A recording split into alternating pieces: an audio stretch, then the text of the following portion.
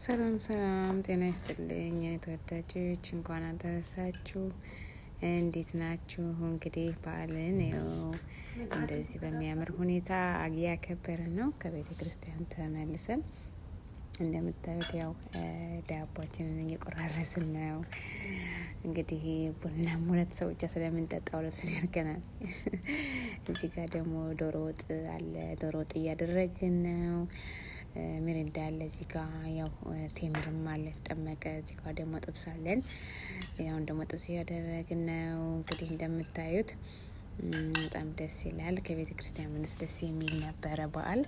በዚህ መልኩ እንግዲህ ቤት ያፈራውን ሰርተን እያከበርን እንገኛለን።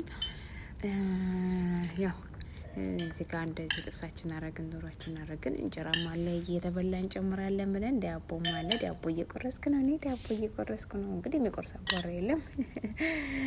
እንግዲህ እንደምታዩት ነው። እንደዚህ አድርገን አድርገን አይባችን ደግሞ ዋው ሲጥም አይቡ በጣም ነው የሚጣፍጠው። አይባችንንም አድርገናል። በጣም ይጣፍጣል አይቡ። እንግዲህ እንደዚህ በሚያምር ሁኔታ አይባችን እያደረግን ልንበላ ነው። ምሳ ማለት ነው። ቡና ፈልተዋል። በጣም ነው ደስ የሚለው። በነገራችን ላይ ፋሲካን ቤተክርስቲያን አክብረን ነው የመጣ ነው። እንዴት ደስ እንደሚል አጠይቁኝ።